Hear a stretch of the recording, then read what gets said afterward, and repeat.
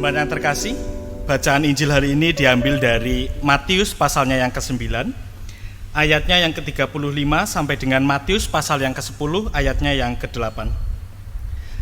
Matius pasal 9 ayat 35 sampai dengan Matius 10 ayatnya yang ke-8 demikian. Demikianlah Yesus berkeliling ke semua kota dan desa. Ia mengajar dalam rumah-rumah ibadat dan memberitakan Injil Kerajaan Sorga, serta melenyapkan segala penyakit dan kelemahan.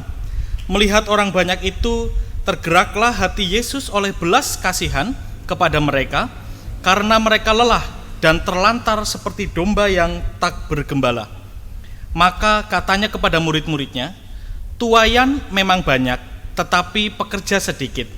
Karena itu mintalah kepada Tuan yang empunya tuaian, supaya ia mengirimkan pekerja-pekerja untuk tuaian itu." Yesus memanggil ke-12 muridnya dan memberi kuasa kepada mereka untuk mengusir roh-roh jahat dan untuk melenyapkan segala penyakit dan segala kelemahan. Inilah nama ke-12 rasul itu. Pertama Simon yang disebut Petrus, dan Andreas saudaranya, dan Yakobus anak Zebedeus, dan Yohanes saudaranya, Filipus dan Bartolomeus, Thomas dan Matius pemungut cukai, Yakobus anak Alfeus dan Tadius, Simon orang Zelot, dan Yudas Iskariot yang mengkhianati dia. Ke-12 murid itu diutus oleh Yesus, dan ia berpesan kepada mereka, "Janganlah kamu menyimpang ke jalan bangsa lain atau masuk ke dalam kota orang Samaria, melainkan pergilah kepada domba-domba yang hilang dari umat Israel. Pergilah dan beritakanlah, kerajaan sorga sudah dekat. Sembuhkanlah orang sakit, bangkitkanlah orang mati, tahirkanlah orang kusta, usirlah setan-setan. Kamu telah memperolehnya dengan cuma-cuma, karena itu berikanlah pula dengan cuma-cuma." Demikianlah Injil Tuhan Yesus Kristus. Shalom jemaat yang terkasih. Hari ini kita kembali beribadah di dalam ibadah keluarga di rumah kita masing-masing. Tapi kita bersyukur bahwa setiap hari kita boleh merasakan kasih karunia dan juga cinta kasih Allah. Pemeliharaannya di dalam hidup kita selalu nyata dan tak berkesudahan. Jemaat yang terkasih, saya masih ingat betul saat saya masih sekolah minggu saat itu. Mungkin saudara sekalian juga bisa membayangkan kembali saat-saat di mana panjenengan semua masih berada di sekolah minggu. Saat dulu sekolah minggu, guru sekolah minggu itu selalu dengan semangat mengatakan, "Kitalah murid-murid Tuhan Yesus." Atau juga bertanya, "Siapa yang mau jadi murid Tuhan Yesus?" Lalu kita saat sekolah minggu dengan serempak semangat berkata, saya mau jadi murid Tuhan Yesus." Kita dididik dari sekolah minggu, dari anak-anak, bahwa kitalah murid Tuhan Yesus. Saat itu guru sekolah minggu sering bilang, katanya kalau murid Tuhan Yesus itu harus baik, harus bisa menyatakan kasih, gak boleh nakal sama teman-temannya, gak boleh jahat sama teman-temannya. Menjadi murid Tuhan Yesus berarti adalah menjadi anak-anak yang baik. Saat itu, saat kita masih anak-anak, kita betul-betul meyakini bahwa kita adalah murid-murid Tuhan Yesus. Murid-murid Tuhan Yesus itu selalu membawa kebaikan. Tapi jemaat yang terkasih, saat saya mulai bertumbuh dewasa, saat saya mulai beranjak dewasa, saya menyadari bahwa ternyata menjadi Kristen sesungguhnya, menjadi murid Kristus yang sesungguhnya, itu tidaklah mudah. Tidaklah segampang seperti jargon-jargon saat sekolah minggu. Tidak segampang teriakan-teriakan saat kita masih sekolah minggu. Ternyata menjadi Kristen sesungguhnya, menjadi murid Tuhan Yesus itu penuh dengan tantangan. Jemaat yang terkasih, hari ini kita juga bersama diingatkan kembali melalui kisah bacaan Matius. Kisah ini merupakan kisah yang mungkin juga sering dihafal saat kita sekolah minggu, yaitu tentang murid-murid Tuhan Yesus. Ada 12 murid Tuhan Yesus saat itu yang membantu pelayanan karya Kristus saat ada di dunia. Tuhan Yesus memanggil murid-muridnya karena dia menyadari bahwa banyak orang yang begitu kelelahan seperti gerombolan domba yang tidak bergembala. Kristus menyadari bahwa saat itu dibutuhkan pekerja-pekerja lainnya yang mau melihat tuayan-tuayan di sekeliling, yang juga mau ikut terlibat di dalam karya Kristus. Jemaat yang terkasih, didasarkan pada belas kasihan Kristus saat itu, Tuhan Yesus juga mengajak 12 muridnya juga untuk bersama-sama hadir bersama Kristus melakukan karya menyatakan belas kasihan itu. Tentu kita sudah biasa ataupun sudah sering mendengar bahwa memang ajaran kekristenan didasarkan kepada cinta kasih. Cinta kasih menjadi titik tolak ajaran kekristenan. Seperti yang saya katakan, jemaat yang terkasih, saat kita dulu masih sekolah minggu, mungkin kita dengan semangat, ya kita adalah murid-murid Kristus, kita harus menyatakan kasih, kita harus mau berbuat baik kepada orang lain, kita tidak nakal kepada teman-teman kita. Tapi ternyata Bapak Ibu yang terkasih, seiring berjalannya pertambahan usia kita menyadari bahwa menjadi Kristen, menjadi murid Kristus memiliki banyak tantangan, memiliki banyak dinamika di dalam kehidupan iman kita. Saat kita dipanggil seperti halnya 12 murid Yesus saat itu untuk menjadi bersama-sama juga menyatakan kasih di dalam kehidupan kita, kita akan berjumpa dengan orang-orang yang mungkin menyakiti hati kita. Saat kita mencoba untuk menyatakan kasih, bekerja untuk kemuliaan Allah, untuk kemuliaan Kristus sebagai murid Kristus, seringkali kita juga berjumpa dengan orang-orang yang mungkin tidak mengasihi kita. Kita berjumpa dengan orang-orang yang mungkin tidak menghargai karya kita. Kita juga berjumpa mungkin dengan orang-orang yang tidak mengapresiasi apa yang kita kerjakan atau apa yang kita lakukan untuk kemuliaan Allah. Di dalam kehidupan kita Bapak Ibu, saat kita dipanggil menjadi murid Kristus, kita ternyata berjumpa dengan banyak tantangan.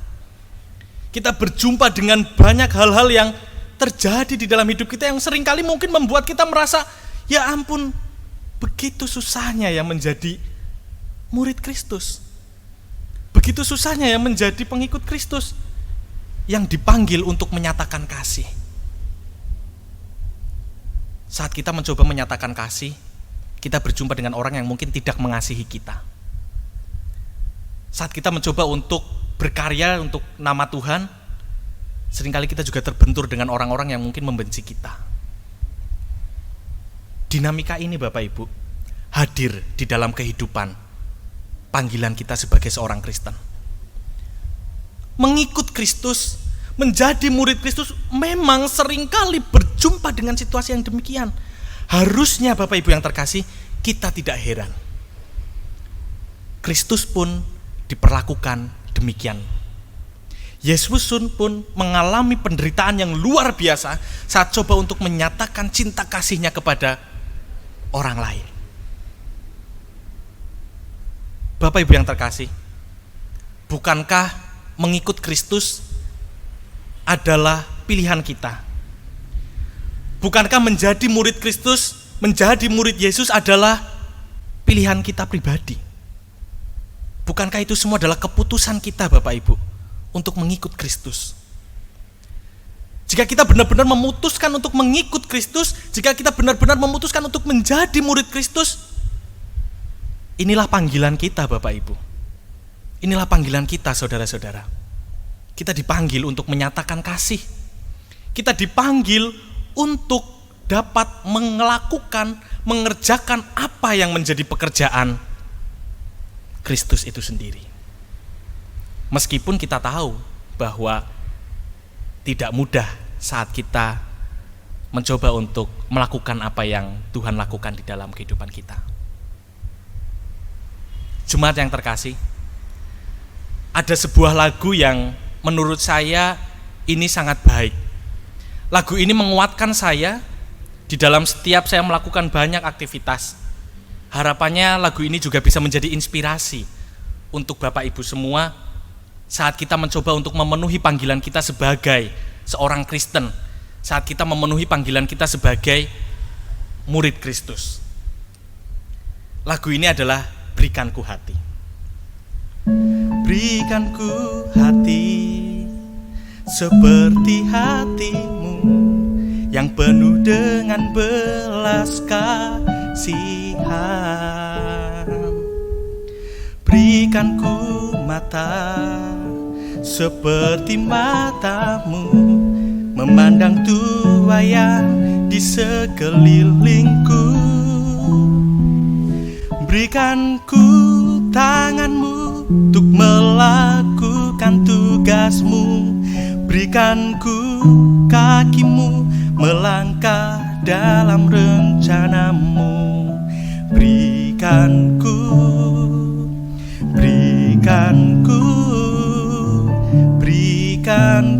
hatimu.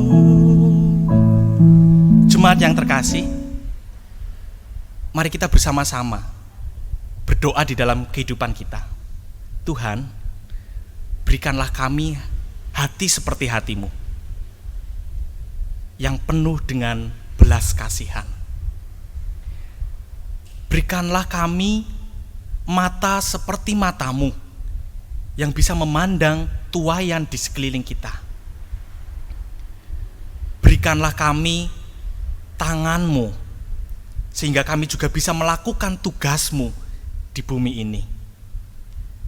Berikanlah kami juga Tuhan kakimu, sehingga kami bisa melangkah seturut dengan rencanamu. Kita dipanggil untuk menjadi para pekerja-pekerja bagi Tuhan. Saat kita memutuskan diri kita untuk menjadi murid Kristus, saat kita memutuskan diri kita untuk menjadi seorang Kristen, saat itulah kita dipanggil juga untuk menyatakan cinta kasih Allah kepada sesama kita. Meskipun banyak tantangan, meskipun seringkali menyakitkan, percayalah Bapak Ibu yang terkasih, bahwa pertolongan Tuhan, janji Tuhan tidak akan pernah lepas di dalam kehidupan kita. Marilah kita menjadi komunitas yang menyatakan dan juga melakukan apa yang menjadi firman Tuhan di dalam kehidupan kita.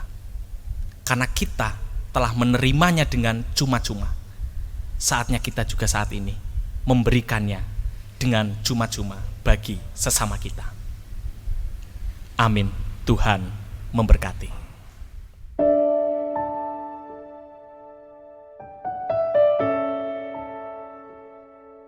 Bapak Ibu jemaat yang dikasihi Tuhan, kita akan bersama-sama mengadakan perjamuan kudus.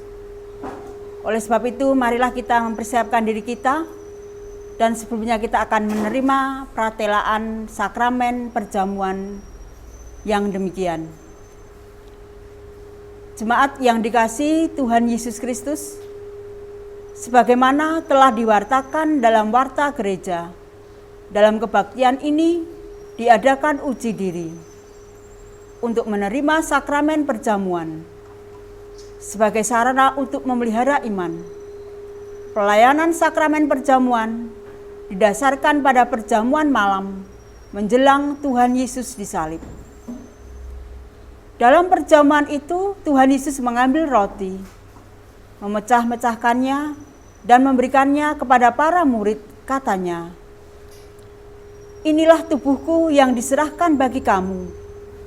Perbuatlah ini menjadi peringatan akan aku."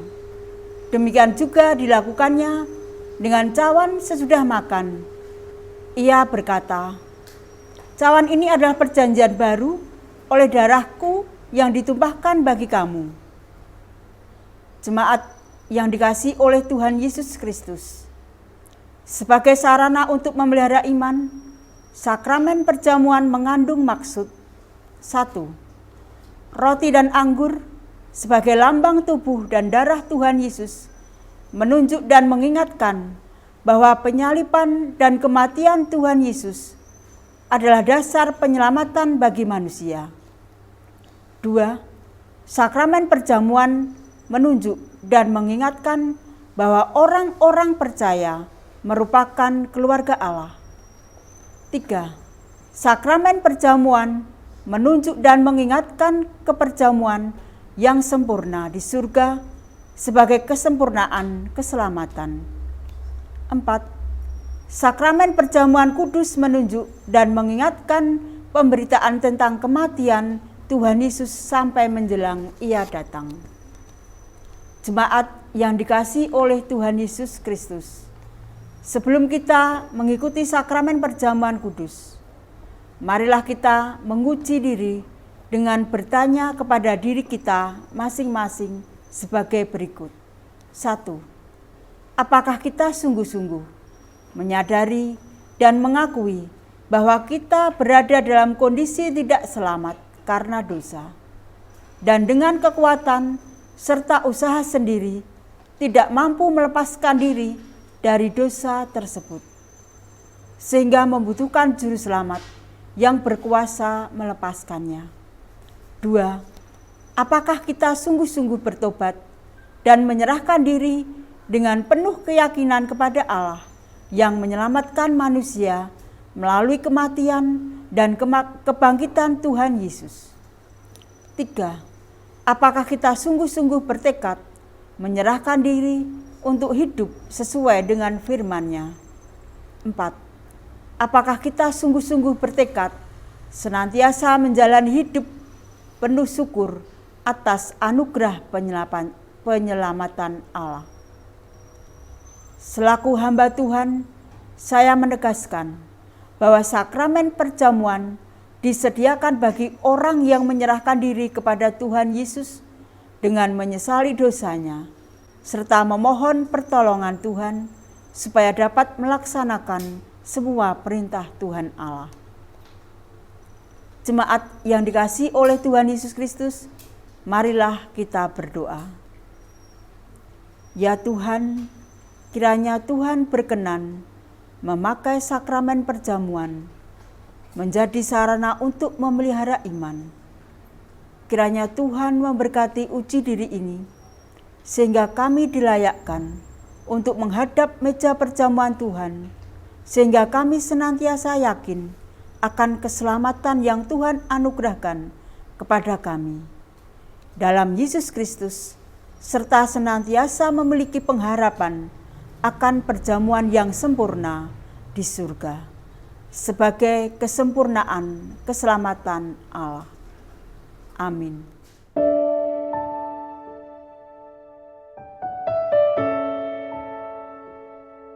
Jemaat yang terkasih, marilah kita bersama-sama sujud di dalam doa syafaat. Saya hantarkan. Tuhan sumber kekuatan kami, Tuhan sumber segala berkat dan rahmat di dalam kehidupan kami. Pada kesempatan yang indah ini Tuhan, kami kembali menghaturkan setiap syukur kami atas setiap berkat, lawatan dan juga pemeliharaan-Mu yang terus boleh kami rasakan di dalam kehidupan kami. Sehingga saat ini kami boleh bersama-sama berada di dalam ibadah ini, memuji, memuliakan nama-Mu, dan mendengarkan kebenaran firman-Mu. Tuhan,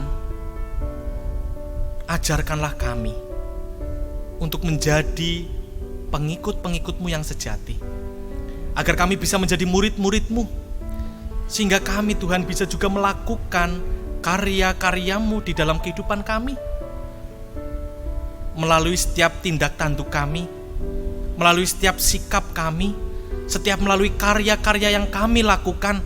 Kami ingin ya Tuhan, semua itu semata-mata untuk kemuliaan nama-Mu saja.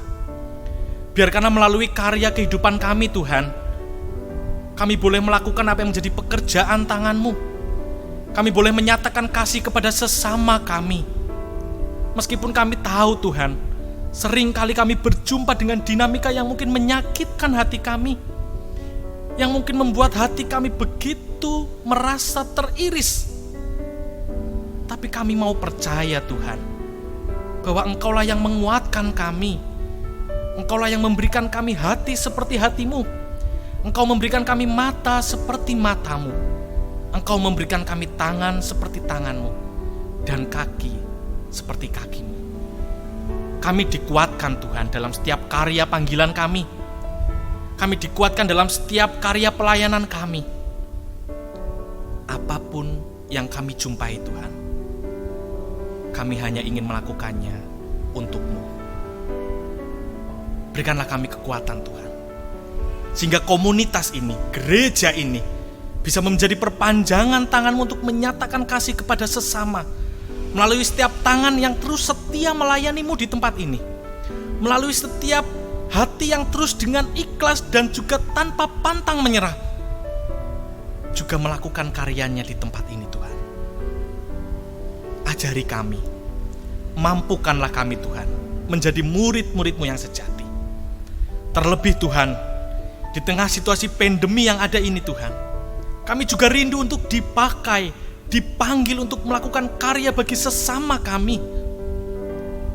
Kami juga ingin melakukan apa yang menjadi karya-Mu di dunia ini ya Tuhan. Ajarlah dan mampukan kami. Karena setiap dari kami Tuhan, ingin menjadi bagian dalam perluasan kerajaan-Mu. Saat ini kami berdoa juga Tuhan, untuk gereja-Mu di tempat ini.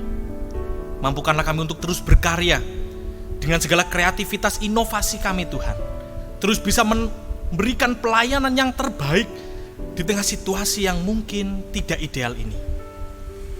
Mampukan kami untuk terus bisa berkarya menjadi berkat bagi sesama kami Tuhan, di tengah segala keterbatasan kami. Mampukan kami Tuhan untuk terus bisa menyatakan kasih, meskipun seringkali kami merasakan sakit, tantangan dan dinamika di dalam kehidupan iman kami. Demikian juga kami berdoa untuk umat-Mu di tempat ini Tuhan. Mereka yang mungkin saat ini sedang berada dalam kelelahan fisik, berada di dalam sakit dan juga pemulihannya Tuhan, Engkau sembuhkan, Engkau lawat, berikan pengharapan bagi mereka. Biarkan Engkau sendiri yang hadir bersama mereka, memberikan kekuatan, dan juga Engkau hadir bersama mereka di dalam setiap proses pemulihan, hingga pada saatnya nanti Tuhan, mereka boleh merasakan pemulihan yang sejati daripada-Mu. Kami bersyukur Tuhan, bisa menjadi murid-murid-Mu dan juga bisa menjadi pengikut-pengikut-Mu. Mengikut Engkau adalah keputusan kami. Mengikut Engkau adalah pilihan kami. Kuatkan dan mampukan kami Tuhan, untuk terus menjadi pengikut dan juga murid-Mu yang setia, meneladan terhadap karya-karya-Mu dan melakukannya di dalam kehidupan kami sehari-hari. Kami serahkan ya Tuhan, segala pergumulan gereja ini, segala pergumulan umat ini, pergumulan bangsa kami, ke dalam tangan kuat kuasa-Mu. Engkau yang akan memulihkan, Engkau sendiri yang akan kembali membuat kami dalam penuh kesukacitaan kami. Di dalam Kristus Yesus, Juru Selamat kami yang hidup, kami berdoa. Amin.